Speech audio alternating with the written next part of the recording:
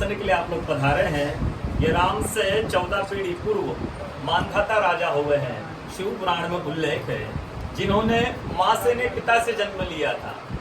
उनकी तपस्या से ये शिवलिंग प्रकट में स्थापित लिंग नहीं है।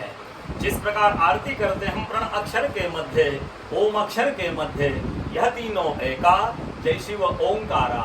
एक शिवलिंग में ब्रह्मा विष्णु महेश निराकार धरती से प्रकट हुए हैं। इसलिए अखंड दीप यहाँ जल रहा है। प्राचीन समय से एक ही दीपक में 3 बातियां जलती है, ब्रह्मा विष्णु महेश की। 12 ज्योतिर्लिंगों में शयन आरती होती, पूरे 12 ज्योतिर्लिंगों में शयन आरती होती है। लेकिन बाबा का विश्राम ओंकारेश्वर ज्योतिर्लिंग में है। उनके शयन के लिए झूला पल्ला चौपड़ पासे बिछाए जाते हैं। बाबा यहाँ विश्राम करके 3 बजे टूट कर महाकालेश्वर जाएंगे, वहाँ स्नान करेंगे।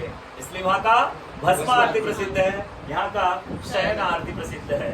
शिव पुराण में भी कथा आती है, महिलाएं 16 सोमवार व्रत करती है, उसमें भी कथा आती है। क्या कथा आती है?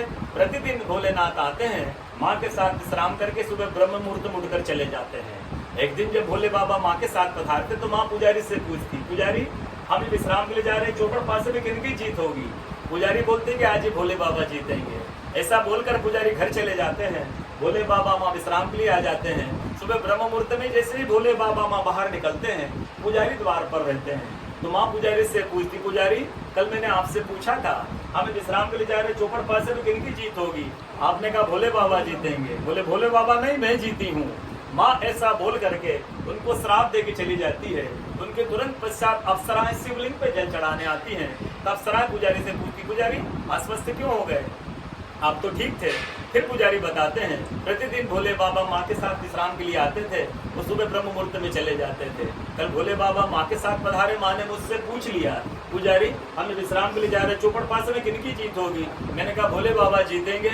माँ जीत गई, माँ मुझे श्राप दे के चली गई। अप्सराएं बोलती, चिंता न करो, हम अंदर जाकर शिवलिंग की पूजा करके आते, फिर इसका उपाय बताएंगे। अप्सराएं अंदर जाकर के शिवलिंग पूजा करके बाहर आकर बोलती, पुजारी आप 16 सोमवार व्रत कीजिएगा, व्रत करते ही स्वस्थ हो जाएंगे, व्रत करते ही ठीक हो जाएंगे। ये वो कथा का दर्शन प्रतिदिन होता है। बोलो ओंकारेश्वर भगवान। पूरे 12 ज्योतिर्लिंग में ओंकारेश्वर ही ऐसा ज्योतिर्लिंग है जिसके दर्शन के पश्चात कोई महानदी का दर्शन होता है, जिसके तट को छूकर कोई महानदी बह रही है। आप उज्जैन जाएंगे, क्षिप्रा जी दूर है। आप सोमनाथ जाएंगे, समुद्र है। आप काशी जाएंगे, गंगा जी दूर है। लेकिन ओंकारेश्वर ही ऐसा ज्योतिर्लिंग है जिसके दर्शन के पश्चात कोई महानदी का दर्शन होता है। वो महानदी है रुद्रदेहाज विद्महे मेघलकन्याज धीमहि तन्नो नर्मदा प्रचोदयात्। भगवान शंकर के देह से पसीने के बूंद से निकली है माँ नर्मदा। भारतवर्ष में जितनी नदियां हैं, सब नदियां उत्तर दक्षिण दक्षिण उत्तर की ओर बहती है, लेकिन माँ नर्मदा उदय से अस्सी की ओर बहती है, पूरब से पश्चिम की ओर बहती है। भारतवर्ष में जितनी नदियां हैं उनमें नर्मदा ही नदी ऐसी है जिसके जितने कंकर हैं सब शंकर हैं। नर्मदा पुराण में ये भी कहा गया है कि नर्मदा जल के स्पर्श होने से जो शिवलिंग बनता है उसको डायरेक्ट ले जाके पूजा कीजिए, उनको प्रतिष्ठा की आवश्यकता नहीं है। नर्मदा जल स्पर्श होने से वो स्वयं प्रतिष्ठित हो जाते हैं। वहाँ के नर्मदा का जो शिवलिंग का महत्व है, अयोध्या में रामलला जी की जब स्थापना की गई थी उस समय नर्मदा का 2.5 फीट का नर्मदा का शिवलिंग राम जी के साथ अयोध्या में स्थापित किया गया था।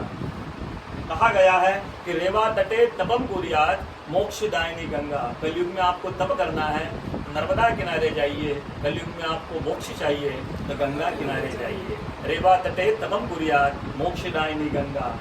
रेवा तट के जो एक संत का अनुभव बताता हूँ, तपस्वी संत का, जो वर्षों से नर्मदा किनारे रहे, नर्मदा जी का आराधना करें, नर्मदा की तपस्या की। जब वो देखते हैं सुबह ब्रह्म मुहूर्त में एक कोई माई आती है और नर्मदा स्नान करके लौट जाती है। संतों को जिज्ञासा हुई, मैं वर्षों से इस माँ को देख रहा हूँ, वर्षों से जो नर्मदा स्नान करके लौट जाती सुबह ब्रह्म मुहूर्त में, कल मैं माई आएगी, माई से परिचय पूछूंगा।